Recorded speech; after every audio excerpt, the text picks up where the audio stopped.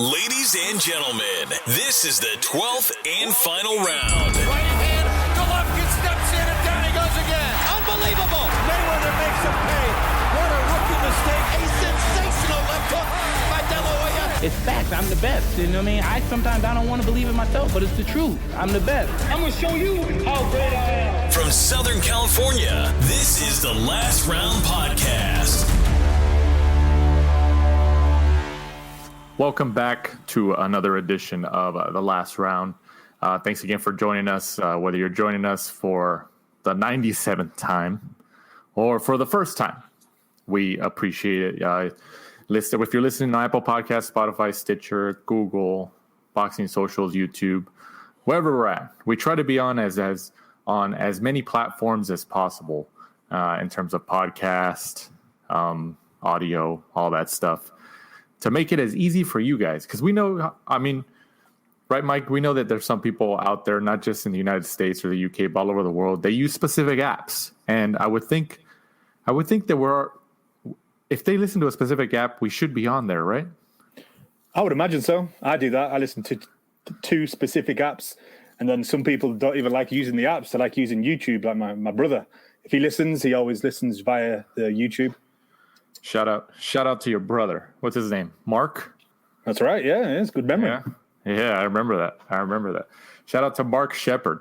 Yeah, maybe we can have him on one day so you guys can have some brotherly love and talk some boxing. He'd be useless. I don't think he's a boxing fan, to be honest. He'd be useless. I've said that about my brother. I get it. But let's jump right into it. This past Saturday, the 19th of September, from the Mohegan Sun Casino in Connecticut on Showtime, Erickson Lubin gets the unanimous decision win over Charlo-Derv. I thought it was Gausha. Didn't they used to pronounce his name as Gausha, or was I just misremembering stuff? But whatever. It is what it is. And this was for the vacant WBC super welterweight title. Lubin is now, I think, is he the official mandatory for next week's Rosario and Charlo fight? He's in that driver's seat now, right? Yep. So, this was the main event of this Showtime card in Connecticut. We talked about it just before we came on air. It was one of many fights this past weekend that went the distance, which isn't necessarily a bad thing. Obviously, I think us as boxing fans, we can still find ways of appreciation for certain things, but we still want to see, knockouts or stuff like that. And I wasn't that entertained by it. What about you? I completely agree. I don't know whether Lubin was just so tentative because of the fight that he had with Charlo. Obviously, big fight. He went in there with Charlo and, got knocked out in the first round. He's come back. Obviously, gathered some momentum, got a few wins, managed to get himself back up into this kind of like a mandatory spot by picking up the WBC silver. But yeah, it was so tentative. It took about 8 rounds to get going. And then eventually, for the last 4 or 5 rounds, there was a little bit of action. But yeah, it wasn't a good night for boxing all around. The Top Rank show wasn't great. A lot of the fights that went the full distance, and the same in the Showtime card. But onwards and upwards for Lubin. I think facing the winner of the Charlo-Rosario fight, I don't really see him winning either on that performance, to be honest with you. The good thing about Lubin, I think, as we talked about in our last episode, is that he's still a very young guy. I think what is he, 24? Is that what we said? Yeah. And I was one of them who said last week that I was surprised how old he was. I thought he was in his late 20s. And then I had some other people that we know who reached out after they listened to the show last week, and they were surprised too. They were like, "Hey, I never looked at Lubin's age. I didn't know he was that young." So, obviously, it's good that he's back in this mandatory spot, because he did, when he fought Charlo a couple years ago, it was a pretty vicious knockout. But he has a lot of time ahead of him to get back in a spot like he has. But whether he fights Rosario or Charlo next week, I think you're right. I think he loses to either one of them. But if he does lose to one of them, especially if he loses by knockout again, I mean, what would you do as if you were on Lubin's team? If he fights the winner, let's just say in 6 months down the road, whether it's Charlo or Rosario, and he loses that fight too, like what needs to be changed? Is it a trainer issue? Is it what do you think? I think maybe a different path. Maybe go down a different route, go down the WBO, the IBF. I could see Lubin beating Charlo if he stayed on the outside the whole time, and but I think it'd be a very negative fight.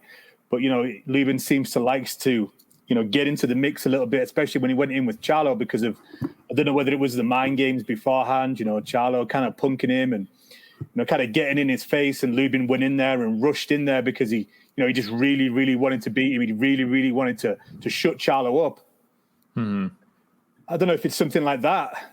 Next time maybe, just prepare, stay away from all those mind games and, just box from the outside. I think that's what he's going to do. I think especially if he fights Charlo, just because he's already been in the ring with Charlo, he's going to be a lot more, I guess, careful in that ring. I mean, we know that the Charlo brothers, each of them, do have power. They have pop in those punches. Obviously, Lubin knows that more than anybody at 154 pounds.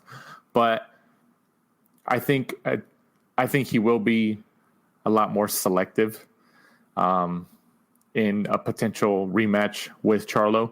But even with Rosario, I think he's going to be a little bit nervous because, I mean, Rosario's already shown that he pretty much belongs in that upper echelon of 154. And we're going to see kind of. I mean, would you say that next week's fight would that solidify who the best 154 pounder is in the world between those two, or no? That's a good question. It's a very strong division. Yeah, that's what I'm saying. It's a very strong division. I would say, yeah, it would probably have to. I personally I'd like to see Charlo fight Harrison again, because Harrison in the first fight did well against Charlo. In the second fight was winning, but, just got too complacent, got too much showboating and just kind of, let his guard down and let Charlo walk him onto one. So, I think, a third fight for that to kind of really prove who the best is, because, Harrison is a very good fighter. He just has those moments of lapses, whereas I think Lubin, very good fighter, picks his punches well, but he just lacks maybe that killer instinct, to get people out of there. He just lacks that next level. Very good amateur. He came in and, like we touched on last week, and I think he was the 2018 kind of prospect of the year for Ring Magazine. Right. So everyone had the same feeling about him. Everyone thought he's going to go on to big things, and he is still young, but he just needs to bridge that gap between, a solid prospect. Mm-hmm. And a world title challenger, world title holder, just needs to get over that little thing. I don't know whether it's something mental, right? Because of that knockout, but he has time. He's got another 10 years. Right. I think that just kind of reiterates my point is his age. I think that I agree with you that he hasn't proven that he belongs in that upper echelon of that division yet. But he has, in terms of where he's at in his career and the opportunities he's gotten and the opportunity that is ahead of him again, obviously, he's in the best position as compared to any of these other guys at the moment, because all these other guys are older than him. So he has the time to work with, which is great.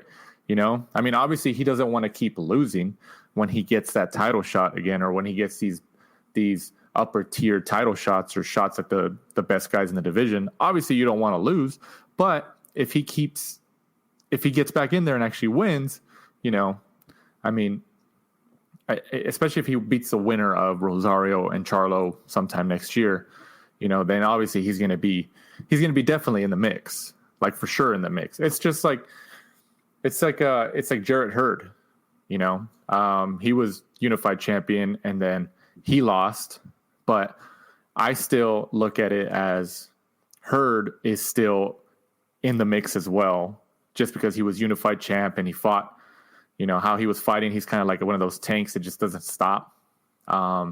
So I think Lubin can get to that point, but and you tell me if I'm good in comparing these two fighters. I kind of view Lubin at the moment as kind of like a Joseph Diaz Jr. of Golden Boy, where Diaz Jr. was trying for so many years to get to that point. He went to Connecticut. It might have been Mohegan Sun. No, Maryland. Sorry, it was Maryland. Fought Gary Russell Jr. Didn't work out, and then I think he was going to get another title shot in Indio, California, and I think he missed weight, or there was some issue with the weight, I believe, or something like that. Mm-hmm. I feel like Lubin and Joseph Diaz Jr., at least in some respect, are kind of similar in their careers, where they're like trying to get to that next level, and eventually they will, but it just takes a little longer than they would hope. What do you think? No, I completely agree. You get some fighters like a Lomachenko or, like a Tyson Fury, people like that, who it doesn't really matter what style you put in front of them. They're so good and so well-rounded that they can beat anybody. But then you get other people like Jojo Diaz and a Lubin. If you put the right style in front of them that night, then they may win a world title. Right. On another night, when they get a style that doesn't work so well for them, they come unstuck and they don't win. It just really depends on how good they are, how well-rounded a fighter they are, and how they deal with people who box from the outside, how they deal with strong fighters, how they deal with southpaws. Right. Styles make fights, like to say. No, you're right. You're right. But obviously Lubin, he positioned himself well again in the 154 division. So I'm sure he'll be watching very, very closely this next Saturday as Charlo and Rosario face off, and we'll touch on that and preview that fight a little bit later on the show. But moving on, King Tug gets the hard-fought split decision for his 12th professional win over Kobe Abridi. I think a lot of people like me, I was surprised that Brady actually kind of gave him a fight. I think this happens a lot, especially now in this COVID pandemic, where obviously there's a lot of fights that are happening where it's names that aren't really recognized that much and stuff like that. They just need a fight. They need to have their contracts honored and stuff like that. But Brady actually put up a fight, and it was actually I think we both picked King Tug last week, but when they were reading the scorecards at the end, I was like, oh wow, it was a split. When Jimmy Lennon Jr. said split decision, I was like, oh man. I was like, well, where is this going? And I thought for sure, I was like, if King Tug loses, they'll probably rematch. That's because you can tell the Showtime PBC kind of has the marketing power behind King Tug at the moment, which at least is my opinion. But he obviously pulls out the split decision win. But if you looked at both guys' faces, I know you were watching it, Mike. They both tagged each other. Mm-hmm. Brady put up a good fight. He did a lot better than I expected when you kind of looked at his resume. I thought he looked like the love child of Tim Bradley. Yeah, I can agree with that. Yeah, didn't he? It was a good fight. Especially with the night that we touched on, where kind of everything went the full 12 rounds. I thought King Tug did well. Obviously, you could see he had the advantage in power, but Brady could just take a really good shot. Would have liked to have seen King Tug really get him out of there, just because of the fact that Brady, wasn't like a big name. So sometimes when, you're kind of looking at it and you're like, what the hell? He went 12 rounds with this guy? You don't really know who it is. I think it would have been good just from his resume. For us who actually watched it, you could see that Brady, is one of those guys that he's not going to take many losses, because the guy can take a good beating. He obviously had some good pedigree. He kind of knew what he was doing in there. But onwards and upwards for, King Tug, and I imagine they're going to try and, place him somewhere down the line for another, title shot. I think he's had a shot, obviously, with Gary Russell. Was it this year? Or was it this year? I think it was February. I think it was right before the whole pandemic officially began with the shutdown and stuff. I think it was February, and Gary Russell got him out of there. I know that he has a good following. I think he's from Mongolia, and I think the guys from the Boxing Rant went to a PB show either this year or last year, and I remember them saying that, it was packed. It was packed full of Mongolian fans. So, obviously, if he's creating money for the PBC, then I'm sure they're going to match him well and, try and, jump off those fans. So hopefully, sometime next year when we can get people back in the arenas, we'll see King Tug out again. I mean, where in the United States has a big Mongolian population? Do we know? That is a good question. I don't know, Danny, off the top of my head. Because I'm pretty sure. I mean, I think both you and I know that PBC and Showtime have looked at the demographics in the United States and tried to put. I've been thinking about that. Like, maybe we can put him on a card, or if it gets significant enough, or if he gets significant enough, maybe he can headline a smaller card. I look at it like, obviously Jose Ramirez is a lot different with the Mexican fans, but like he sells out those arenas in Fresno, and obviously Mexican fans is different in terms of boxing fan, but like, I also look at it like, look at heavyweight Adam Kaunacki, Polish. They had him fight, where was it? It was, where did he fight before? It was a Polish, it was like a Polish area. I knew. Well, obviously he fought in New York, which has a big Polish contingent. Right. And he sold out like, I think 6,000 or 7,000 tickets just by himself. Right. But I thought he fought somewhere else too in the East Coast. But maybe I'm wrong. I don't know. Well, maybe I'm wrong. But stuff like that. So I'm sure there's a centralized population of a lot of Mongolian people in the United States. I would think probably it's in the East Coast somewhere. So I'm sure I know King Tug's based out here. He's from LA. Oh, really? Mm. Oh, I thought he was in New York. I thought he trained out there. So, I mean, I don't know. In Southern California, I don't know what city would have a Mongolian population out here, like a centralized. Because when you go into LA, like they always have, especially the big cities, New York and LA. But LA has a lot of, different little spots, like Little Tokyo, and then there's even like Little Bangladesh. And stuff like that. Chinatown and stuff like that. Chinatown and stuff like that. So, obviously you kind of know what each little part is about. But, I think he lucked out in pulling out that win. Is he a mandatory for anything now? I think he just moved into the top 15 in the world after that win, I heard somebody say. But he's in the same situation, like he's in a strong division. Josh Warrington, Gary Russell, Kanzu, Shakur. Right. It's a tough spot. It's a tough division. It really is. Yeah, and I don't see King Tug. I know he's got knockout power, but I don't see him beating any of those. I think they're all a lot more polished than he has. The better boxers. Didn't Shakur Stevenson move up? Shakur did move up, yeah. So obviously that title's going to be up between Ruben Villa and who was the other one? Was it Navarrete? Navarrete and Ruben Villa. Yeah. So Stevenson's up at 130 now. So that takes away that name at least. I mean, what about a fight between? Obviously, it won't happen, but maybe a King Tug and Joet Gonzalez. So that would be possible, because obviously Joet Gonzalez has been in there with one big name, same as King Tug. He's obviously been in there with Gary Russell. So it's in my eyes, why not? They're both on the fringe. Obviously, there's not many fights being made at the minute. Nobody's probably really going to just give them a voluntary shot. So why not fight each other? Why not, fight there and get further up the rankings, push a mandatory situation? So repeat that, Mike. You kind of cut out for a couple of seconds. Repeat your opinion. I think that, they're both high up there in the rankings. So, why not fight each other? Instead of just kind of fighting somebody lower down, try and push the mandatory situation, get yourself back up there, because I don't see one of the champions just, voluntarily just offering them a shot. So. Right. Yeah. But kind of wrapping up this fight right here, the official scores were 115-111 for Breedy, and then two scores of 114-112, and 114 and 113 respectively in favor of King Tug. So like I said, like I repeated, it was a tough win for King Tug. I'm sure like many other fighters in the past, he was a little nervous as those scores were being read.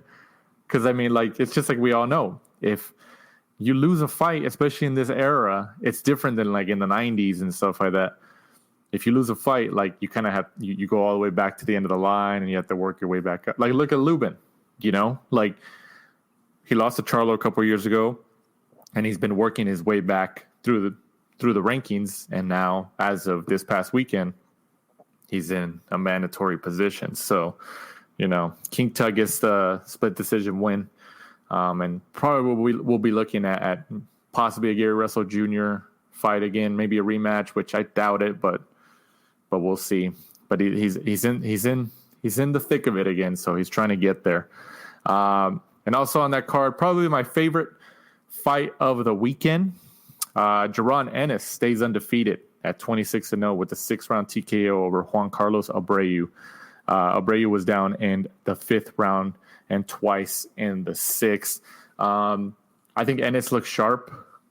I think he proved again why, he's something. I think he's still finding his form within that division, but I think he is dangerous for anybody.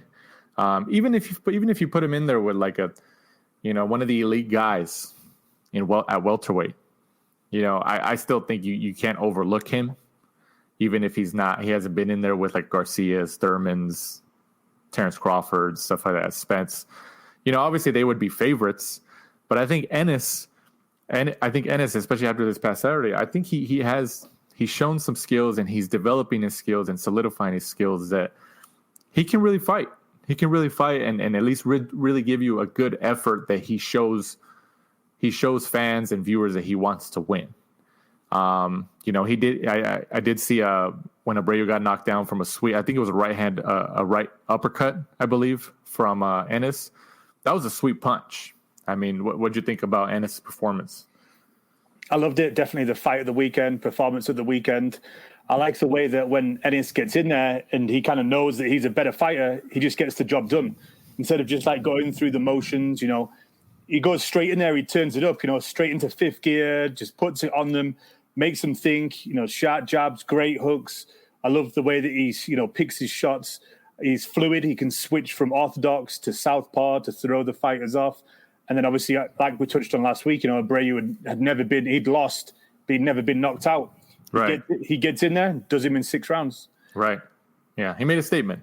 Definitely made a statement. I thought it was interesting over here in the United States right now. It's the basketball playoffs, NBA playoffs. And then one of the best players in the league is a player from the Portland Trailblazers named Damian Lillard. I know we know who he is too, because I know who he is because of basketball and because he's a big boxing fan. I'm sure you've seen his tweets.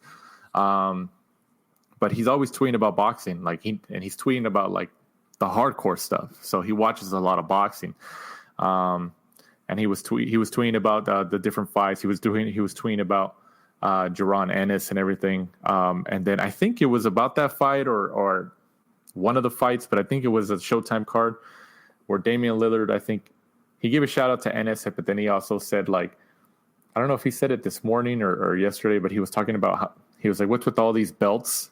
He's like, he pretty much said I feel like every time I watch a fight on TV, these guys have some type of belt around their waist or they win some type of belt. He was just like, he's like, how many damn belts? Pretty much the sentiment that's repeated on a weekly and daily basis in the sport of boxing.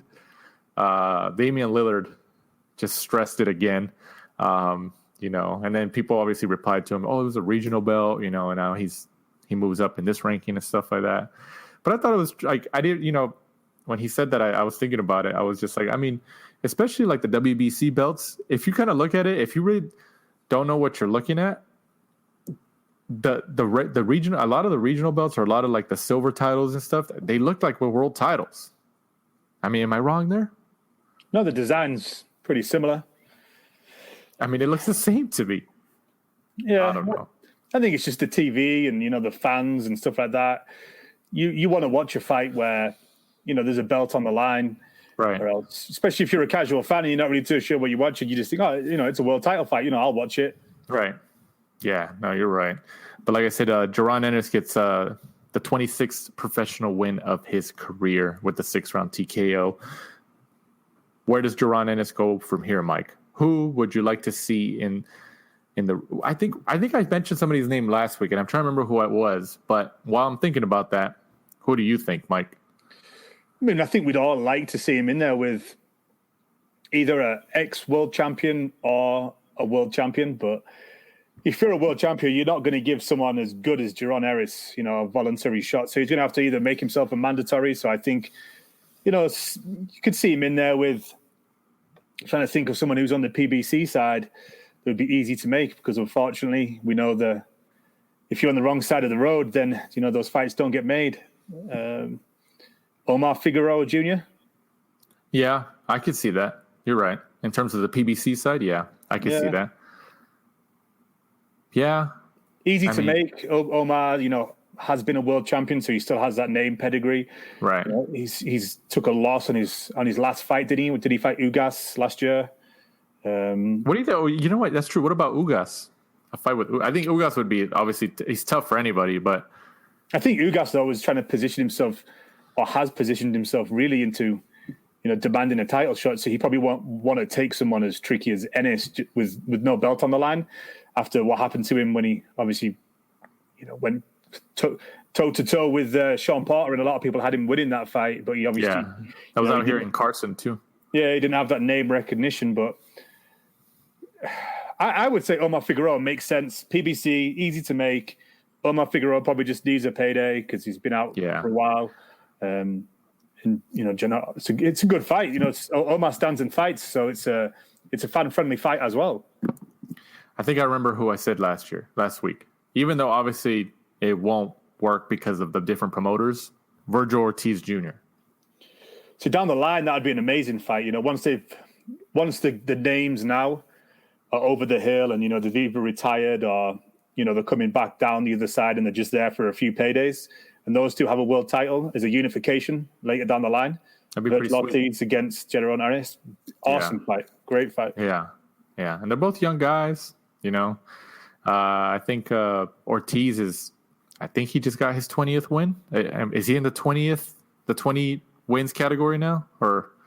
Yeah, he's about there, isn't he? He's like 18 or 19, I think. Is it? Okay, so he's on the cusp. So, 16, sorry. Oh, he's at 16? Oh, I was way off. 16 KOs. Oh, 16 KOs. Dang. That was way off. I thought he was way closer to 20. Maybe because he's a lot, the eye test and how he handles himself in there. It just seems like a lot more. But you're right, though. I think in the future, even now, I think that'd be a good fight. But especially in the future, the next couple of years, especially if they stay on the path that they're on and they keep winning and they keep showing people that they can fight, that'd be a really good fight between those two. Really good fight. But obviously with different promoters, it just adds another monkey wrench into that debacle. So, but like I said, Jaron Ennis, 26-0, TKO 6. Moving on from the bubble at the MGM Grand Garden Arena in Las Vegas on the Plus, ESPN. Jose Pedraza gets the 10-round unanimous decision win over Javier Molina. Like we kind of mentioned at the beginning of the show, a lot of these fights this past weekend weren't really of, how can I describe it? Appealing entertainment in terms of boxing or not. I mean, it is what it is. But I think we picked Pedraza last week. And this is now his second win within the top rank bubble. He's fought twice in the bubble, right? Yeah. So he did. It was a clear win for him.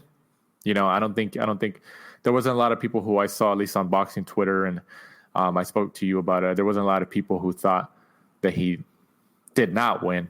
I saw a lot of the highlights and as much of the fight as I can, and I didn't have an issue with the scores. But what do you think about Pedraza's win in this fight as a whole?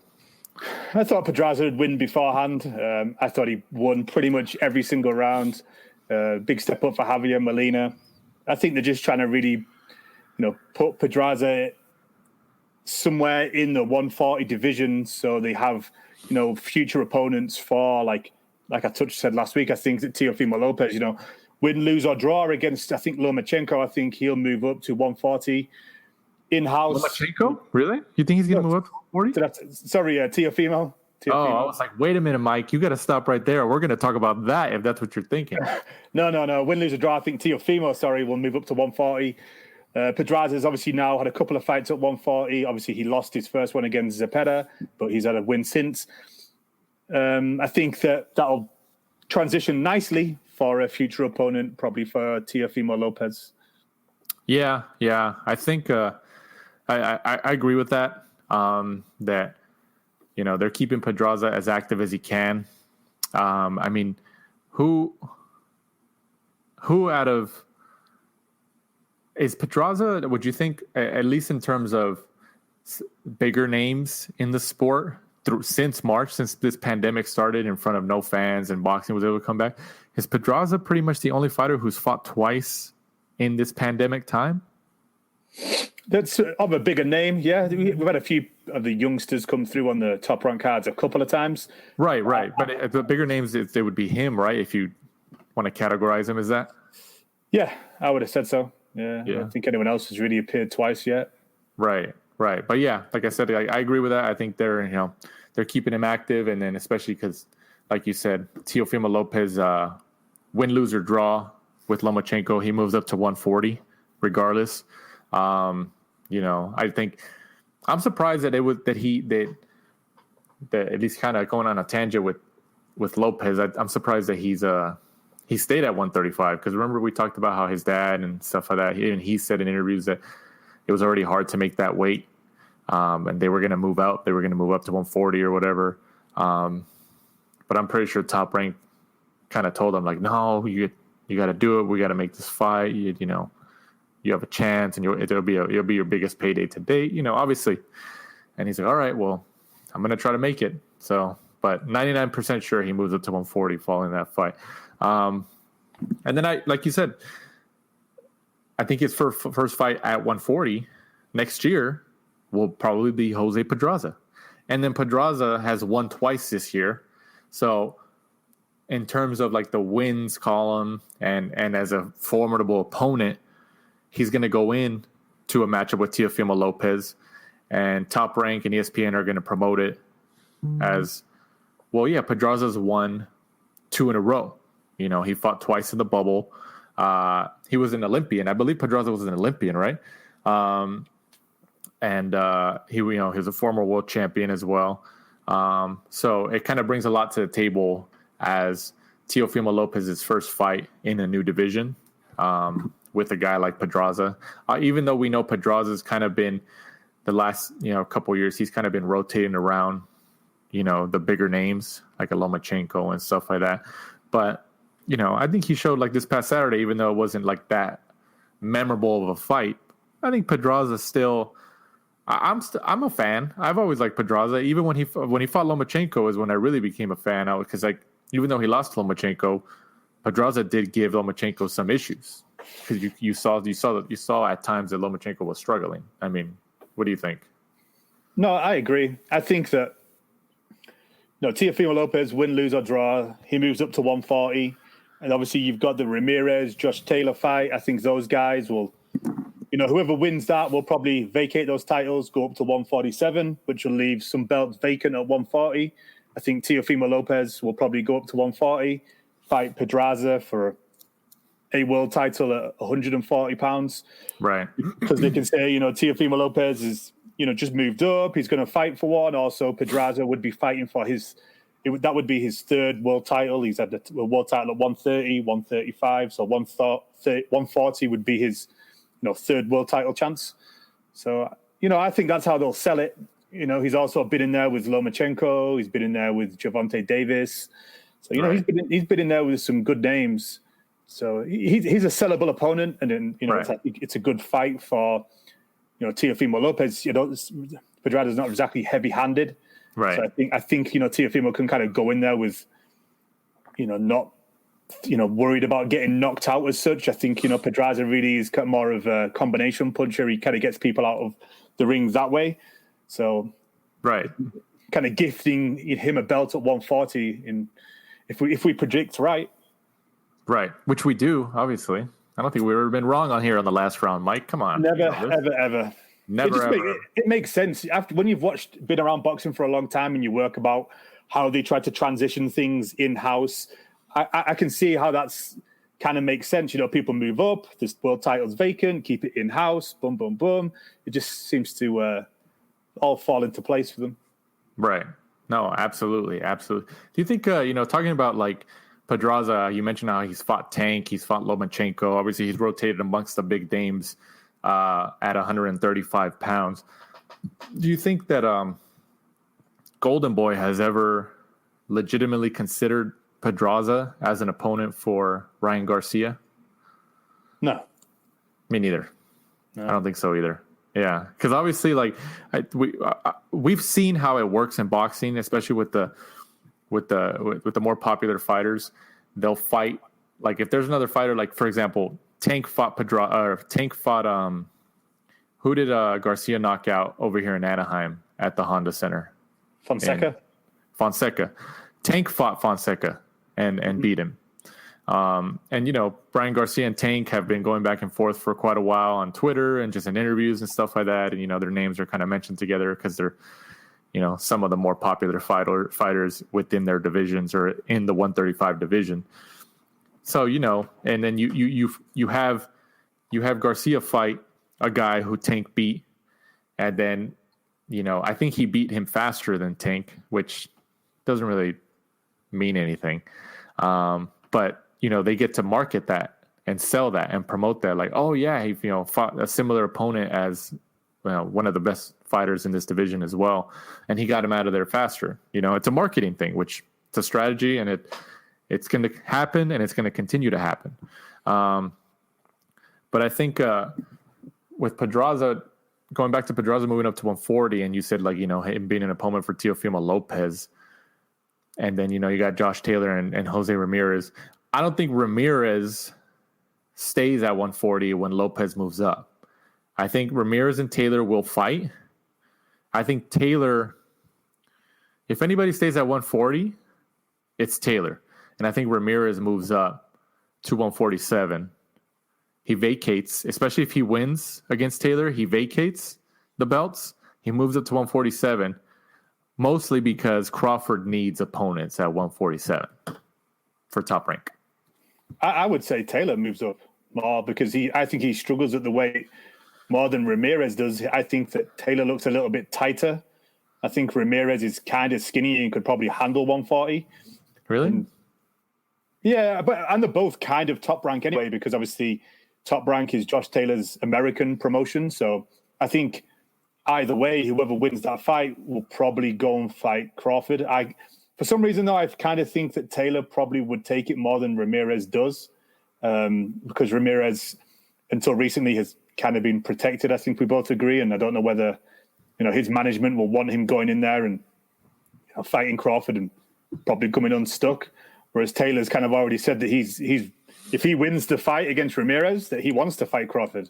Right. And if you look at Taylor since he's turned pro, the guys that he's gone through and the titles that he's won and stuff like that, I don't think he's scared of anybody. I think he'd do it. I think he's here to, win as much as he can, fight as many big names, get as much money as he can, and just get out of the sport. I don't think he's going to, try to slowly and surely just kind of pick his opponents and not really fight anybody. It doesn't really seem to be what Josh Taylor does.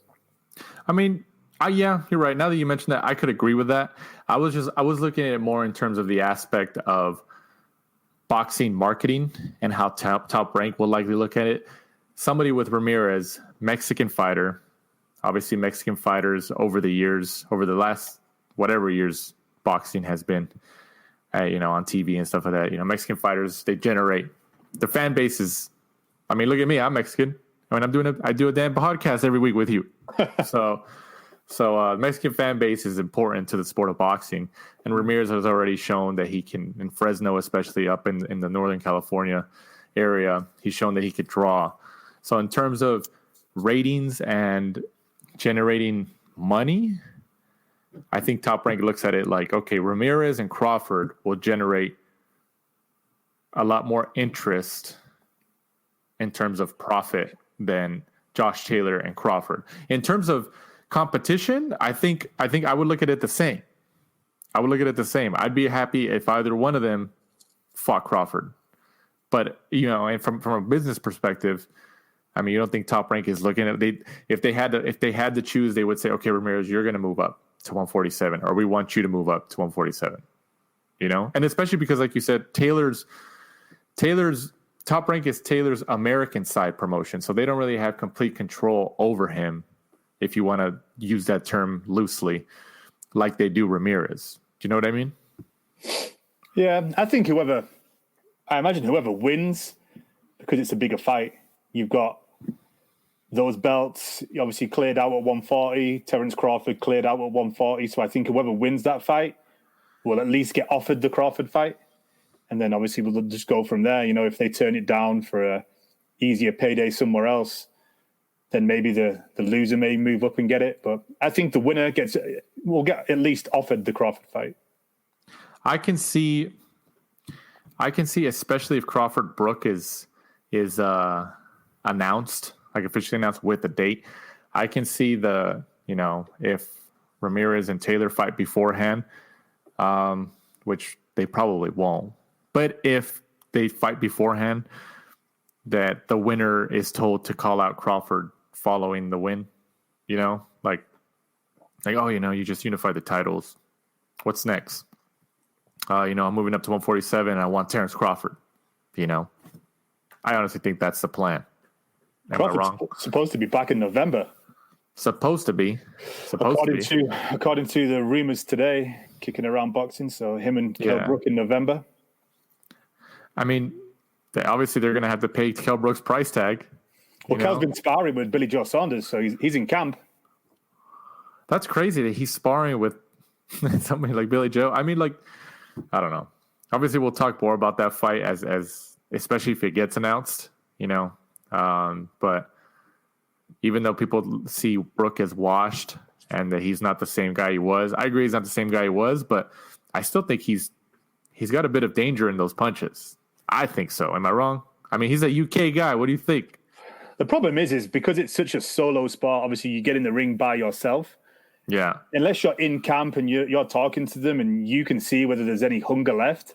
Right. Judging from the outside, we're just guessing. We don't know whether, you know, does Kell Brook honestly believe that he can do it? Has he got, you know, is he getting up at 4 o'clock in the morning to mentally prepare himself and do those runs and stuff like that? Right.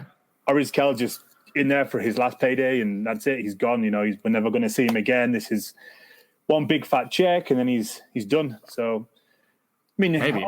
Common sense would say Crawford's still hungry. He still wants it. He's a spiteful fighter. And what we've seen from Kell Brook over the last few fights, he hasn't been impressive, you know. When he fought, there was somebody put up a clip of when he fought Triple G the other day, and I forgot. I can't remember what round it was, but he had Triple G. No, yeah, he had him and he had his moments. Yeah, he had him rocked, and he was just teeing off at him. And I was like, dude, I totally forgot. It's been so many years. So I was watching the clip on Twitter the other day. Yeah. Well, that's what I'm saying. Like, it's stuff like that. Like, obviously, the Triple G fight really fast forwarded his career in terms of, you know, damage that he's taken. Obviously, I think everybody agrees with that. And then he fights Spence not long after, and he loses to Spence, and Spence kind of, you know, injured the other side of his eye socket or whatever, like both eye sockets or something. But even against Spence, like, the reason why I still believe that he might have something left in the tank where he could probably pull it off, I would think, is because in both of those fights, even against the bigger Triple G, he had moments where he showed his skill, and even against Spence and Triple G, he lost both fights, but there was moments where he showed that he could fight, you know, and ultimately it was the injury to his eye sockets that really just it forced him to not continue, you know, or to at least have the fight stopped or whatever. So I don't know. I mean, I would hope that it's an exciting fight for Crawford's sake, you know. But I mean, like, I think especially if Crawford loses, like, I think that this is in terms of pressure. It's funny how we got into the conversation about Crawford and Brook, but if Crawford loses, I think that he's going to get a ton of criticism, because people are going to look at it, man, you lost to a washed Kell Brook and stuff like that. Like, people aren't giving Kell Brook the credit that he once had anymore, like when he had the IBF title at 147 pounds.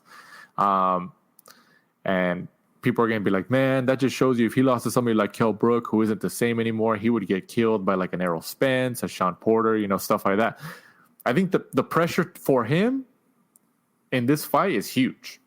It's huge because people expect him to just beat Brook easily. And if Brook gets a good amount of punches in there or even knocks him down, and especially if he wins, Crawford is going to get a ton of heat for that. Am I wrong? You're right, but I think I've spoken to Terence Crawford before, and you've obviously seen him in a lot of interviews. I don't think he'll care. I honestly think that Crawford is just one of those guys that, like, because he's the way he cares. I disagree. I think he cares. I think some people do. Some people, you can tell they say they don't care, but you can tell they do because they read it. I think that's it. Yeah, I don't know though. I disagree with you, Mike. I think he cares. He says like he does it, but he cares.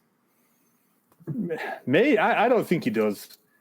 I mean, I think he does because he would try to change something though. If he cared, I think that he would maybe behind the scenes put more pressure on and try to get these big fights. Where at the minute he's just kind of like, I don't care. I cleared out 140. I beat everybody so far, put in front of me at 147. I'm telling you, I think he cares. And yeah, I mean, I care. Well, yeah. I want to see the big fights, but. Well, yeah, I think we all do. But I'm telling you, I think the contract that he signed with Top Rank and ESPN, and especially Top Rank, I think they have him from a legal perspective and a legal contract. I think they have him. Obviously, you can make a scene, for example, case in point in Exhibit 1, Ryan Garcia. You can sign a little $250,000 contract or something and say it's the best contract in prospect history and this is great, this is awesome. And then, 6 months later, you're complaining about pay again.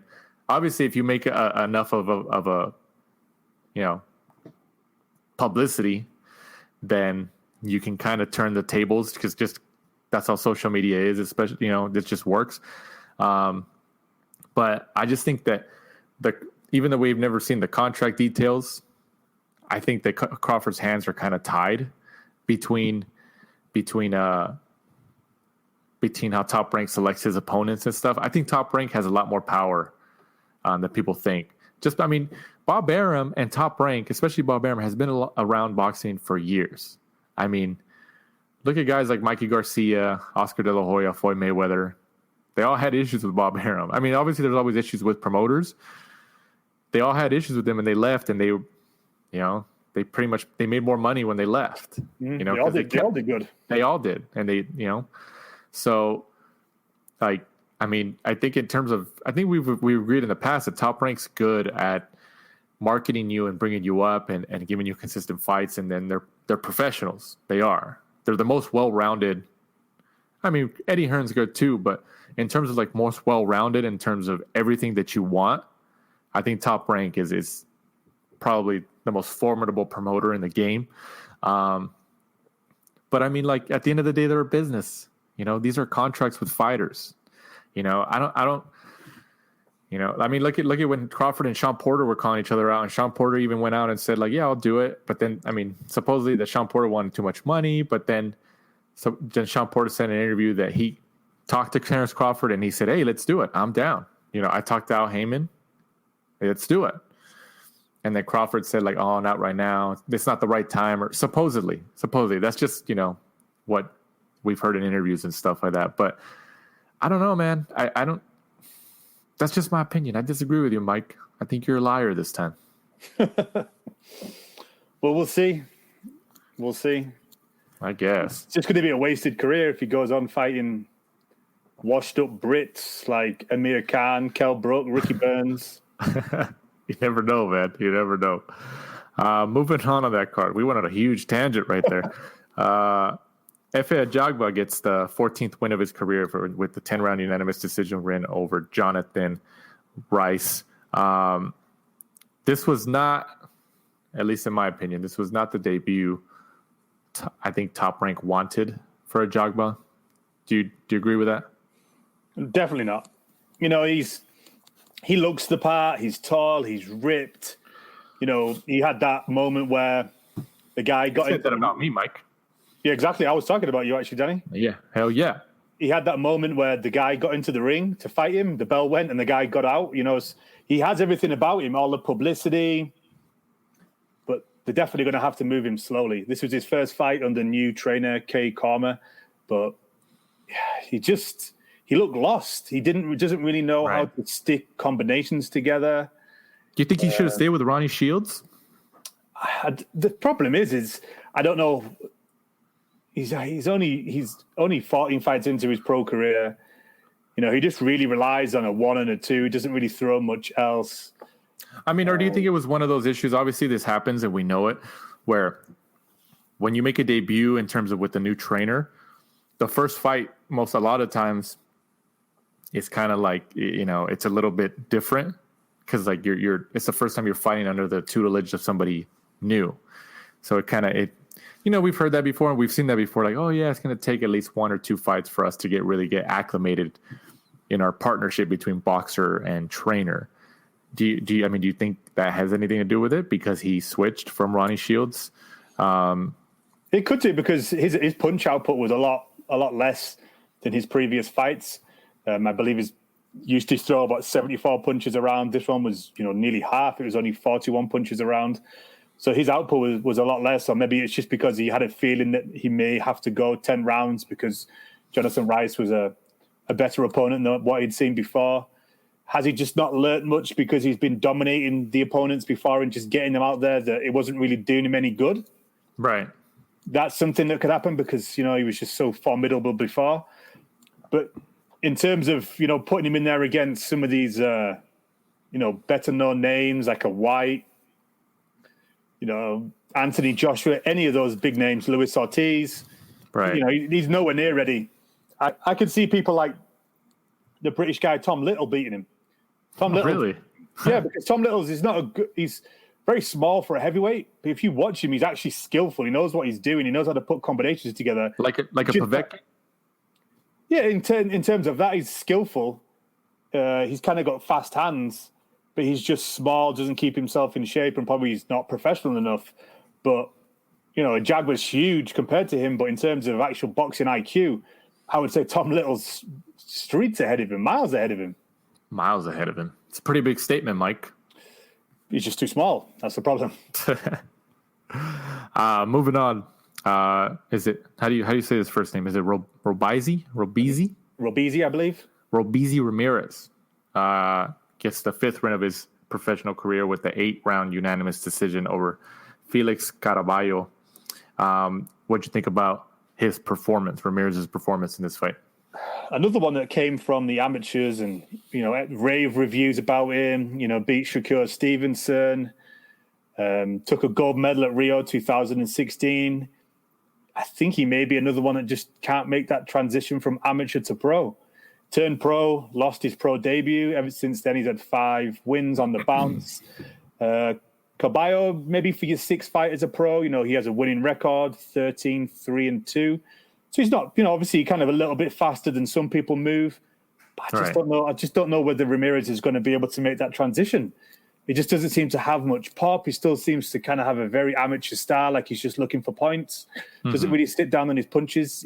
Boxing, in terms of boxing ability, he can do it all. You know, it's very fluid, but he needs to sit down on his punches more. He needs to realize instead of picking up points, he's now actually trying to hurt somebody. He's trying to stop somebody.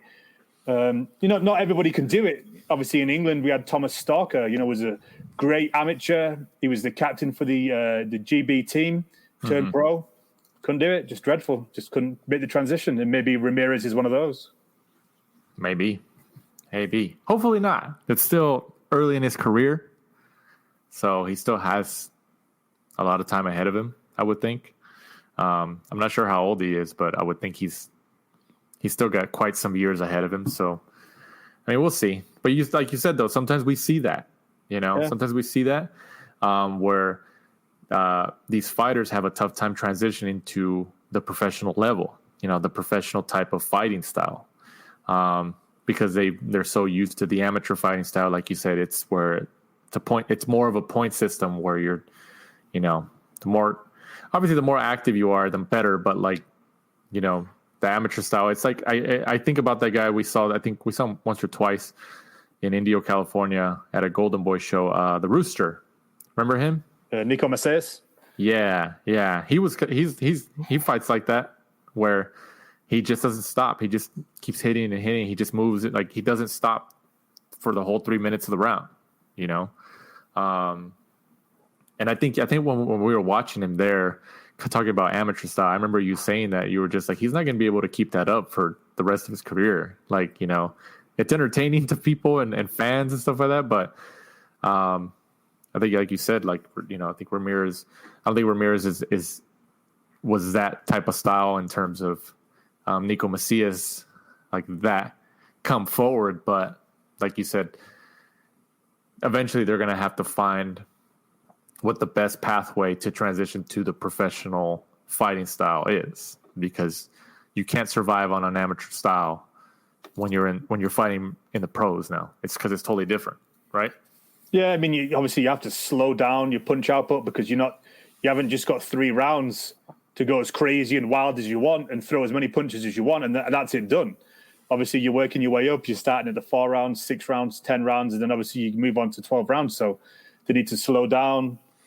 They need to obviously, think about sticking some more weight behind those punches, sticking some more power behind those punches, because you're trying to hurt people. You're trying to stop people now instead of just throwing as many punches as you can, and you're just picking up points. And obviously, like we said, not everybody can do it. Right. You're right. Also on that card, Brian Lua gets the second round KO over Luis Norambuena.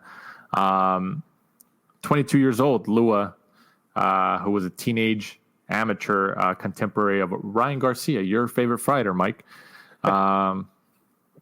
He's been out with the hand injury recently, right? Up until obviously this past weekend. What'd you think about his performance and he's back in the win column after over 2 years? Probably the second best performance of the night behind Jaron Ennis, I would have said. I thought Lua looked good every single shot. Even when he's going to the body, you can see he's just obviously heavy-handed. He puts a lot of power behind everything. The punch that knocked out Luis Norambuena, beautiful. Kind of catches him coming in, boom, straight on the money, knocked him out. And you could see straight away, just the look on his face, you could see that obviously he was just dazed and didn't really know where he was. So it's a great comeback for him. Obviously, he gets the KO. Local fighter for us. Trains with Robert Garcia, so that's good for us. Spoke to him today, actually, about trying to come on the show. He was going to try to come on, but he's driving back from Las Vegas to California. So obviously wouldn't have been a good signal for the interview. So we'll get him on in another week for everybody. Yeah, I'm sure he'll be on in the future. We'll try to coordinate that. Also, is it Jahi? I think it's Jahi Tucker. Jahi Tucker gets the first professional win of his career with the first round TKO over DeAndre Anderson. Anderson's now 1-2. What do you think about Tucker's debut? Strangely, even though he got the first round TKO, for an amateur with his pedigree, I thought he was a little bit wild. Like early on, DeAndre Anderson just came in and started throwing some punches, and Tucker just took him on the chin. Like, I was like, he looks like he just didn't have any defense. So I was kind of surprised. I was like, what the hell's going on? But obviously he can take a shot, and then Tucker, I don't know whether it was just, debut nerves or something. He was kind of a little bit wild at times. Got tagged a lot as well. But, it worked. Eventually he just wore DeAndre Anderson down, got him in the corner, and I think there was only like 10 seconds left. He just started windmilling him, just threw as many punches as he could, and he knew that obviously the referee was going to, jump in and stop it. Kind of, I don't want to be too negative about him because it was his debut, but onwards and upwards for him. Obviously, he looks like a good prospect from the pedigree he has. Right. And then rounding off this top ranked card at the Bubble in Las Vegas, Kazir Goldston gets also another debut, the first professional win of his career, with the 4-round unanimous decision win over Isaiah Varnell. What did you think about this pro debut? I thought he looked good. He didn't get him out of there. Obviously, he went the 4 rounds, but he looked very calm. His ring IQ, you can see he obviously knows what he's doing. Very good amateur pedigree. Him and Tucker signed pro contracts, I think, on the same day. Flashy. I think he could probably just, take his time, fill out, because he's still very young. So obviously, I think he's probably going to move through the weight categories early. But there's no need to rush him. But he definitely looks like he's got the potential to be really good. Has the potential. That's all we can ask for in this game.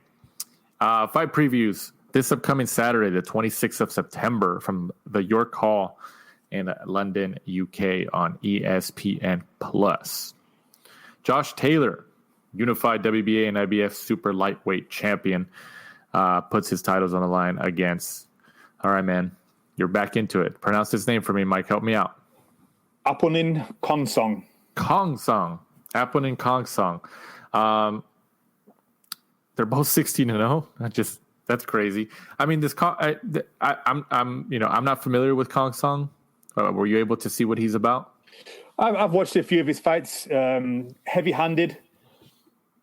I wouldn't have said that he's got the same type of pedigree as Josh Taylor, but I think the only thing Josh has to really worry about is the fact that he could get caught, could get KO'd. But I think if it goes the distance, I think Josh Taylor should be too well polished for him, too well-rounded a fighter. I think, like we touched on earlier, obviously this is going to be Josh's first fight under Ben Davidson, brand new trainer. That'll be interesting to see. Yeah, it'll be interesting to see how much of difference he makes in terms of style. So it's probably kind of good in essence that, the fight was scheduled for Easter, ended up getting called off. So, he's actually had a lot more time to get used to working with Ben. Right. And then you can see what kind of things he's kind of changed and polished. But, Josh was a good amateur. He's turned pro and he's done a lot before Ben even came into the stable. So I don't think he's going to change too much. Ben's obviously, you can see him on TV a lot. He's very good at, noticing subtle things that opponents does. He's very good at game plans. And I always think that he's able to break down a fight really well and also preview fights really well. So, I think, he'll be very good in, Josh's corner. Right. Yeah, that's right. Yeah. I think Taylor saw the opening, and you tell me if I'm wrong on this. I think Taylor saw the opening with training under Ben Davidson when he saw Tyson Fury and him split. So he was like, oh, well, if I go over there, I should be his number one fighter in terms of attention, because now that Tyson Fury and him aren't together. So I think if maybe I'm wrong, but I think if Tyson Fury was still training with Ben Davidson, then I don't think you would see Josh Taylor in that stable. Or am I wrong? No, you could be right. I'm sure a lot of fighters, like, for example, Ramirez, he left Freddie Roach because he felt that he didn't get enough attention. So he went over to Robert Garcia and, struck a deal with Robert Garcia that he gets, certain amount of attention, certain days, because he needs that, being a world champion. Yeah, you could be right. I know that Josh Taylor kind of went and, interviewed, should we say, like a few coaches and trainers. He went down to the gym, spent some time there to see if, they gelled. I believe Adam Booth was one. Obviously, Ben Davidson was another. I can't think of who the other. I think there was 3. I can't remember who the third one is at the minute. I mean, in terms of Kongsong, he's from Bangkok in Thailand. What if this is another Sorungvisai surprise? It could be. He's heavy-handed. If he catches Josh does seem to have a good chin. Obviously, when he fought Ivan Baranchek to win the world titles, I think those last couple of rounds, I think we all said that he didn't really need to stand in there and just trade with him. He was ahead on the cards, and he got caught a few times. But so Josh does seem to have a good chin. But I wouldn't want to stand and bang with Kongsong. He's not had even though he's not fought a lot of names and got rid of a lot of names. Yeah, you still need power to get rid of people. So no, absolutely, yeah. Also on that card, Charlie Edwards, 15-1, goes up against Kyle Williams, 11-2. What do you think about this matchup? Charlie Williams is kind of Edwards. Charlie Edwards. I've mixed the names up there. Moved up in weight after kind of losing that world championship to Julio Cesar Martinez, even though the WBC took it back off him and gave it back to Edwards because he punched him whilst he was on the floor. I think he saw the writing on the wall and decided to move up. So this is kind of him getting used to that weight division, and then I think he'll probably move on to some bigger names later down the line. It's good. He is a good boxer, good to watch, kind of stylish, kind of like his brother. They both, get in there and they like to bang, but they're also got good feet. Right, you're right. Also up this Saturday, once again from the Mohegan Sun Casino in Connecticut on Showtime pay-per-view, like we touched on earlier. Jermall Charlo, 30-0, puts up his WBC middleweight world title against Sergey Derevyanchenko. This is a good matchup. I'm going out on a limb here, and I'm going Derevyanchenko. I think he's going to take it. I keep going back and forth, but I keep thinking that if we get the same performance by Derevyanchenko that we got against, Daniel Jacobs and also Triple G, if that's the guy that turns up, then I think he kind of takes it. I think Charlo at times could be a little bit one-dimensional. He kind of wears his heart on his sleeve a little bit too much and, kind of gets caught up in the trades.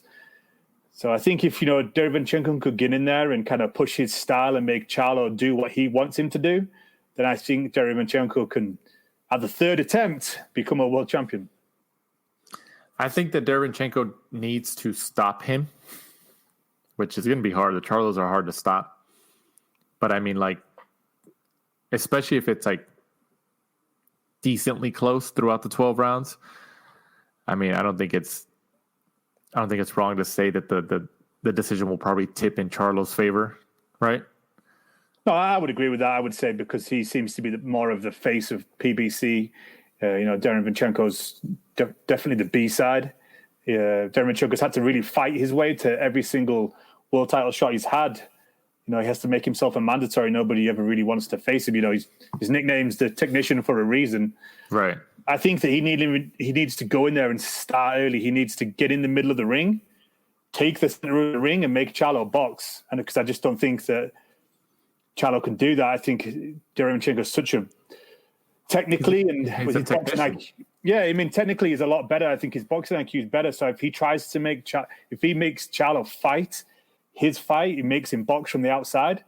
I think he's got him. But if Charlo takes the center of the ring and makes Derevyanchenko go to the outside, I think he can do that a little bit. But Charlo's going to try and make it rough and ready. Charlo likes trying to get in there and brawl a little bit more than box. So I think it's a really good matchup. It's one of the best matchups of the year, if not arguably the best matchup of the year. So, like I said, I think Derevyanchenko is going to take it.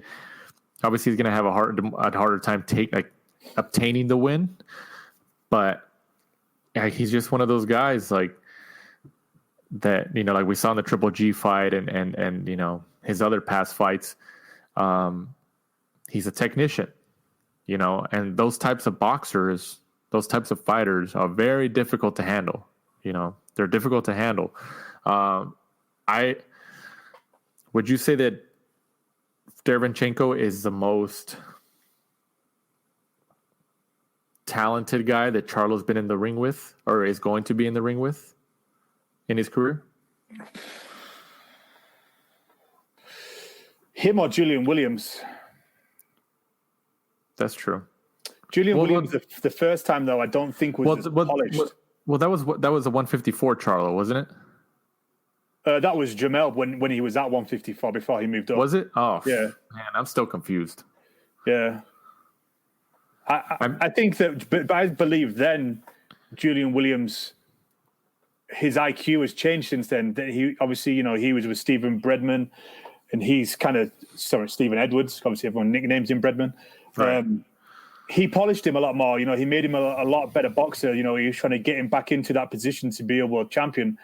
So I don't know whether if Julian Williams just there and kind of rushed things a little bit too much and got into the, broad a little bit too much, which, plays into what Charlo wants. So I would say maybe this is the biggest and best fighter that Charlo's fought. If he gets a win over Derevyanchenko, only Daniel Jacobs and Triple G have done that, and both of those were debatable. It puts him in good company, like you said. Definitely. breakout fight for me. If he wins this, then you have to put respect on his name. You have to say, like, you know what, dude, you are a world champion now. You've beaten somebody up there. Because before that, beating people like Brandon Adams, who was too small, Dennis Hogan, you know. Yeah. I don't think anybody can disagree that even though he has a world title, he's a world title holder. He's not a world champion. We'll find out on Saturday, right? There's a difference. And I remember when Charlo got gifted the title without winning it by the WBC. I think he was asked in subsequent interviews, and like you can tell he was kind of bothered. Like he was just like, yeah, I mean, whatever, it is what it is. Like, because not only is it like kind of anticlimactic, but it takes away the fighter's potential feeling of fighting for a world title and winning the world title, you know, getting your hand raised at the end and stuff like that. It's like, come on, man. Like, you just took that feeling away from me, you know. It's just like, but you know, it is what it is. But I'm going Derevyanchenko, but I still think it's a really even matchup. And there's more pressure on Charlo here just because he's got the more popularity and publicity behind him. But like you said, if he can beat Derevyanchenko, especially beat him in a more dominant fashion than Jacobs and Triple G did, I think that's going to say a lot. But I think Derevyanchenko is just he's that the whole technician mindset. He's a good fighter. He's a good fighter, and I think he's going to take it. I think he's going to pull it off. But third time lucky, you know me, Charlo, Jacobs, and Triple G. He's not had a world title handed to him, has he? No, he has it. He has it. So he's definitely going through the fires. He really is. He's not getting an email one like Devin Haney. No, he's not. He's not. Co-main event: Jermell Charlo, 154 pounds. This is also for the unified WBC, WBA, and IBF super welterweight world titles. Goes up against Jason Rosario, who has all these world titles. This is another great matchup of the year. I think even though we have a couple months left in 2020, I don't think anybody can disagree that this is the best card of the year in terms of matchups, and they're both world championship fights, right? Yeah, this is a good card, and for me, I think both the Charlos, if you've kind of been sitting on the fence about them, you know, wondering have they, you know, really deserved their world titles and have they kind of been protected a little bit, both of them are in really, really good fights. This could really be, you know, if both Charlos come through this, and you have to say, you know what, dude, like you really are world title winners. Yeah, you're world champions. Yeah, the world champions. They're not just holding the titles. So, right. This is a hard fight because Jason Rosario was kind of known to a lot of, you know, hardcore boxing fans, and I know that, you know, Julian Williams used to get him in for sparring a little bit, and then obviously, you know, they ended up facing him. Williams come unstuck, and Rosario took those world titles. Julian Williams then activated the rematch and then decided not to, and also recently just broke up with Stephen Edwards. Edwards is not his trainer anymore. Mm-hmm. So not too much is known about Rosario, but from that one performance, you know, he looks... I can't decide who to pick. He looks like he could be good. He looks like he could take a shot. He's got a high work rate. He really puts the pressure on. And I think I might go Rosario because I don't know if Charlo is going to be able to withstand the pressure that Rosario can put on him. If what? Go ahead. But then the problem is, you don't see Rosario. Is he going to wilt under the pressure? He's going to go in as the B side again. You know, Charlo's in there. Charlo's loud. You know, if Rosario turns up like he does against Julian Williams and just pressurizes him and uses that high output, I don't know if Charlo has ever really faced that before, because Charlo normally goes in there, he's the A side, and people kind of fight his fight. He makes them fight his fight. And, you know, Rosario didn't do that with Williams. He went in there and just put it on him. Right. And does Charlo have a back foot game? That's the thing. He's never had to use it, apart from when he fought Tony Harrison. And did that work? No, it didn't. I agreed, because I've been having a tough time on who I think is going to take this. and I've been going back and forth the last couple of days. I'm just like, you know what? I don't know. I know we've seen more of Charlo, at least on the bigger stage. But you're right, though. Rosario has shown that he could fight. You know what? Just to kind of keep it interesting, I know you're picking Rosario. I think Charlo's going to take it. And I think Jermell Charlo, which is the super welterweight brother, feels a lot more pressure than his brother at 160, at least in my opinion. Especially after he lost to Julian Williams. Or not Julian Williams. Who did he? Tony Harrison. I'm sorry. I got them all confused and stuff like that. And I think Jermell Charlo is looking. He knows it's going to be a tough fight. It's a unified world title fight. I think he knows it's going to be a tough fight, but I really think he's going to go in there and really try to like put it on him and try to knock him out. Like try to make a statement to show like, yeah, like I have one loss, but it doesn't matter. It was a fluke. You know what I mean? Like I'm picking Charlo on this one, but I think Rosario is still going to. It's still going to be a great matchup, but I think Charlo is going to take it. He could be right. I think at times though that both Charlos kind of wear the heart on the sleeve a little bit too much, and I think they get themselves too worked up at times. And every time that anyone ever says anything, against them or they think they're gonna lose a fight, then they just fly off the handle. And sometimes I think that's can be detrimental to them. But time will tell. We've never really seen Rosario on this stage apart from that one fight against Julian Williams, where obviously it worked for him on that night. So we'll have to see. Sometimes it's easier to be the challenger than to be the guy walking to the ring with all those belts. So it's going to be a different type of night for him. Going in as the champion for Rosario. So right, yeah. But this is a great card. Even with just those two main events and co-main event, it's a great card. Also on that card, a couple more fights. Danny Roman, his first fight with the PBC after he's been with DAZN and Matchroom for quite a few fights now. This is his first fight under the PBC banner. Goes up against Juan Carlos Payano. What do you think about this matchup? So for once, I'm going to pick Danny Roman because every single time when he gets into a big world title fight, I always pick against him and he wins. So for this time, I'm going to back him because he's our local fighter, and I'm going to say he gets the win. I hope he does because he's local to us. We know him from the Thompson's boxing card. I thought he did really well against Akhmedov right. Yeah, it was still a good fight. Those unified titles. Some people had Danny Roman up because they liked his bodywork, and some people liked Akhmedov's, flashy, flamboyant style.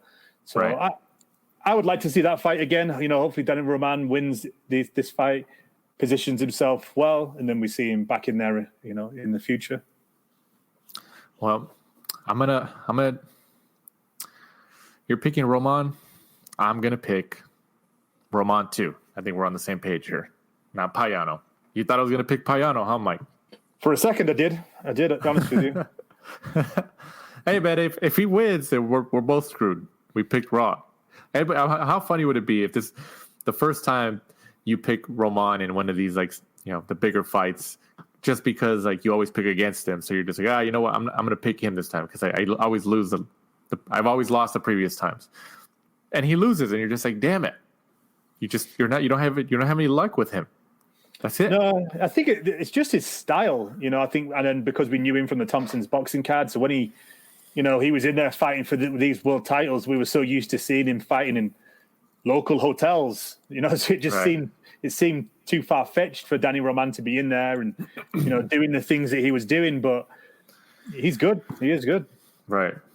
Going on that card also, Luis Nery, 30-0, goes up against Aaron Alameda, 25-0 for the vacant WBC Super Bantamweight title, another world championship fight. What do you think about Obviously, Neri has a little bit controversial career, but what do you think about this matchup? So he'll be 31-0, and he'll have been about 5-time world WBC title, because he always loses it on the scales, and then the WBC give it back to him, and then he loses it again, and then they give it back to him again, because surprisingly he's Mexican, and they just always keep doing that to him. But anyway, I think Luis Neri wins. He is a good fighter, very good to watch. Obviously, he just has trouble making weight, and obviously he also got popped, didn't he, for a banned substance not too long ago, which surprisingly was helping him make weight. So I suppose it all goes down to Friday then, really, just whether he makes weight on Friday and whether the fight even goes ahead. Right. We'll see. Also, John Real Casamero goes up against Duke Micah for the WBO bantamweight title. What do you think about this matchup? Big step up for Duke Micah, who was in the same gym as Sergey Derevanchenko and friend of the show, Chris Glover. They all trained with Andre Rizia. Havoc management, right? Shout out to Havoc. Casemiro, good fighter, has been in there with a lot of people. Obviously, he was supposed to fight in way for a New Age first fight in the US for Top Rank, which was scheduled for April, but then obviously got called off due to COVID. Man, this is going to be a hard pick. Yeah, I think I have to go Casemiro. I think Duke Micah, he's been in there, he's unbeaten, 24-0 with 19 KOs. He's heavy-handed. I just don't think he's ever really fought anybody of, Casemiro's pedigree. He's kind of like a friend of the show with Chris Glover and all those guys. I think I might have to go Casemiro. I think he's just, he's been there. He's done it before. I think he might just old man him when he gets in there. I just don't know whether Duke may be a little bit too raw. Yeah, I could agree with that. I think this card is has a ton of just close matched up fighters facing each other, which is great. That's awesome. Man, I think just to keep the flow going, how we've been disagreeing here on this episode, I think I'm going to go Micah. But like you said, it's not that I disagree with your points about why you pick Casemiro, but I think Duke Micah is going to have something to prove here and really show what he's about. So I'm going Duke Micah here. So it's me against you, Mike. No, I mean, obviously, he needs it. He's never been, in for a world title. He needs that breakout performance. This is his day. Casemiro's kind of been in there. He's a little bit older. He's won titles at flyweight and light flyweight before. So, is it one of those things where the young guy comes in and he just needs it more? He needs the money. He needs the money more. He needs it for his legacy. He needs it for everything, really, just for right. So it could be one of those days where Duke just gets in there and just has that outstanding performance. The fact that we're going back and forth on these matchups throughout this card is great. I mean, when's the last time we went through pretty much an entire card like this, and we had pauses in between our answers, extended pauses in between our answers because of the competitiveness of the matchups. Like I don't even know if we've had anything like this, at least on this show. No, it's good. It's one of those things where, like, when people were saying, do they want to pay $75 for it? If you're listening to this and we watch, I love a lot of boxing, and we can't decide who wins, then you're kind of getting your money's worth in terms of that. Maybe not in terms of established names like a AJ or a Tyson Fury, but in terms of quality of depth of card from the moment you turn it on to the moment you turn it off. Right, it's worth it for that. Oh yeah. Like quality, definite quality, and it's $75 over here in the States. Have they announced how much it was going to be overseas? I think it might be on that Fight TV. I think it's like £15 on Fight TV. Okay. Yeah, I mean, obviously it's less than it's over here, but $75 over here in the States. But like you said, there's no marquee name like a Tyson Fury, stuff like that on there. But in terms of quality matchups, quality boxing that you should be getting, this is it. This is it. And they didn't pay us for that plug either, for that sponsorship, or if that's what you want to call it. Yeah. There's no pay behind that. We're just saying it as fans here. Also, rounding out that card, a battle between 23-year-olds. Brandon Figueroa goes up against Damian Vasquez for the WBA Super Bantamweight title. Battle between two young guys. What do you think about this matchup? So we've got Brandon Figueroa is Omar Figueroa's younger brother, right? And then you got Damian Vasquez is the younger cousin of two-time world champion Israel Vasquez. It's crazy, huh? That's crazy. We've got generational boxers here. Yeah, that's cool though. That's cool. That's a cool little story. This is another one that's very closely matched. Brandon Figueroa, kind of lucky to be the world champion after he got in there without Julio Cesar and ended up getting a draw. Right. Damian Vasquez, strangely enough, his only defeat is actually to Payano, who is also on this card facing Danny Roman. Man, this is a hard one. It's going to be a lot of punches thrown. Brandon Figueroa, young, uses his feet a lot, just throws a hell of a lot of punches. Damian Vasquez, kind of similar. I think I'm going to go Brandon Figueroa. I think he maybe just take it in terms of work rate and in terms of he's kind of just maybe have been in there with some of the bigger names. He's got Omar as his brother for the pedigree. That's what I think too. But I don't know. Am I just getting stuck on because he's the bigger name and that's why I'm picking him? Well, that's why I'm doing it. I don't think that's wrong to admit. I think there's times that we've done that in the past, or people have done that. Like I think Figueroa, even though they're both 23 years old, Figueroa is a little bit more polished, I guess, in terms of who he's been in there with. And we've seen him more. I saw that statistic they put out where Brandon Figueroa has been on like the most amount of PBC cards in, I think, since they signed a new deal, like 7 or something like that. Yeah, and he's only 23. He's been on it the most. So maybe it's just because we've seen his body of work more. So we know him more. And, I've seen the guys train up at Indio before when Omar used to go down there. I don't think he's going down there anymore, but under Joel Diaz. So I'm going to go Brandon Figueroa. I think just in terms of work rate, I think he gets him in there and gets him out there. And because it's a PBC fight and he's the A side, if it goes 12 rounds, then more than likely the A side unfortunately will get the win. So right, I agree. I'm going Figueroa for pretty much the similar reasons you mentioned there. News and notes running off the show here this week. Your favorite in Ryan, Adrian Broner, is likely back in January 2021. And we're saying likely very loosely. It doesn't mean he's actually going to come back. There's nothing official yet. Espinoza said it. Well, he did? Oh. Yeah. I mean, Mr. Steven Espinoza said it. Well, maybe. Well, yeah, if that's true. I guess he's the boss over there at Showtime, so I get it.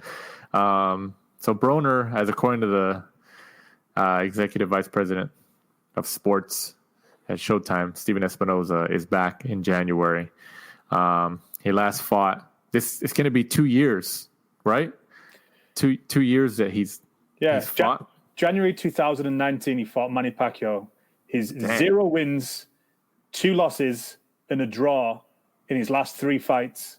Dang. And more than likely, if he comes back in January 2021, he'll probably still headline Showtime pay-per-view.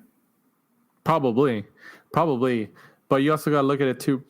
If in January, if he pulls in the ratings, whether it's a regular Showtime card or a pay-per-view or any type of ratings, and they see that he moves the needle, which he has shown in the past, they're gonna bring him back again. They will. So people are going to complain about it, but if he moves the television ratings, they call them the Nielsen ratings over here in the United States, he's going to come back. So people are going to get used to it, Mike. He's kind of not lucky, but I suppose, I don't know, lucky or not lucky, however you want to word it, that that he moves the needle so much because he doesn't take care of himself. He does some wacky stuff. He blows a lot of money. He needs to kind of get his head in the right place. And because the rumor is he's coming back at 140 and fighting Ivan Redkach. Right. I can't see him getting down to what we in now. Ivan Redkach trains out here too. What we in now? The 20th of September, is it? What is it? The 20? Yeah, the 20th. Like yeah. He needs to get his weight down because he's looking kind of podgy. So, well, we'll see, man. You know, we all love AB. AB, man, about billions. He's always there. He's always there. And then obviously your favorite reported news of the last week in the sport of boxing and in pop culture, which is obviously your second favorite topic behind boxing. Floyd Mayweather is back in the news again and said to reportedly in negotiations or reportedly going to fight in November against your second favorite fighter of this current era, Logan Paul. What do you think? I think it may be true because I saw that Conor McGregor's coach posted something on Twitter saying... I can't believe we're talking about this. I know. I saw that McGregor's coach posted something saying like, well, how can he get a license, professional license to fight? And then Logan Paul replied with a screenshot of his professional license from when he fought, was it KSI? When he fought KSI, in California. Yeah. And then replied to him saying like the screenshot and then like, oh, I've already got one. Yeah. Blah, blah, blah. And then he deleted it quickly. But obviously people had already seen it and taken screenshots of it and stuff like that. So, that's floating around. So I'm starting to think, if he's either just doing it for headlines. I mean, it could be headlines. I mean, obviously we've seen Mayweather every so often, once a year, once every 2 years, his name pops up in the mix again to try to get some type of big entertainment fight like this. But do you also look at it too in terms of like Showtime? How obviously Floyd Mayweather has generated the most money for Showtime in the last 8-9 years or whatever, however long he's been with them. And, obviously him coming back and doing events, obviously he generates a ton of money. And I think it also helps his stable fighters and the PBC with Showtime. They're like, oh, well, yeah, Floyd just came in and saved our butts for the next 2 years in terms of profit.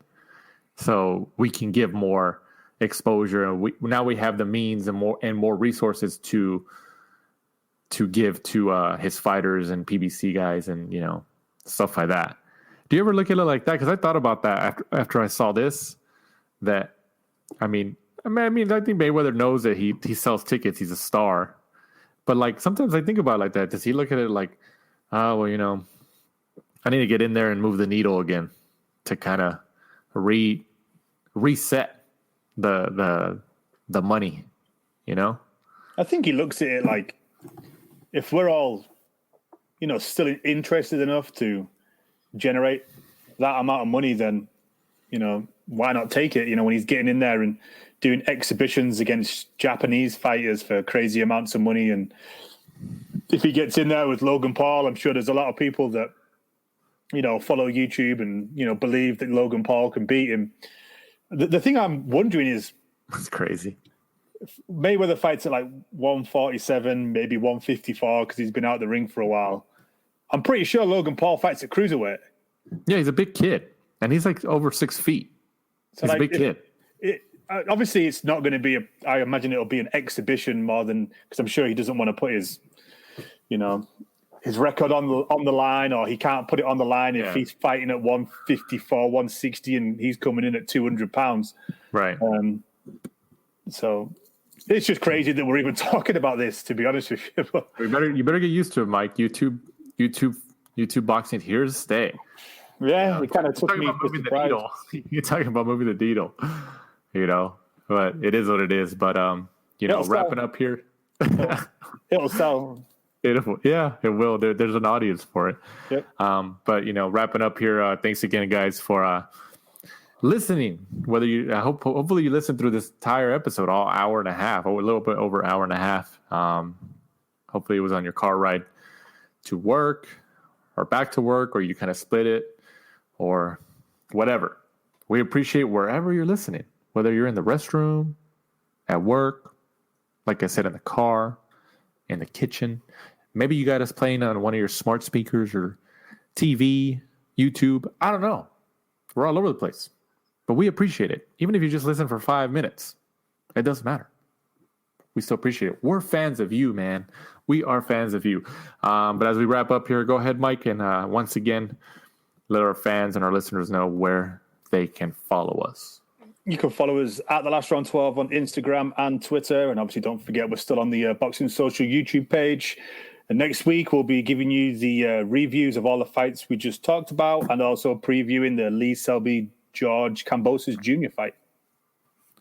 Previewing upcoming events again. So once again, for my co-host Michael Shepard, I'm Danny Z. This is The Last Round.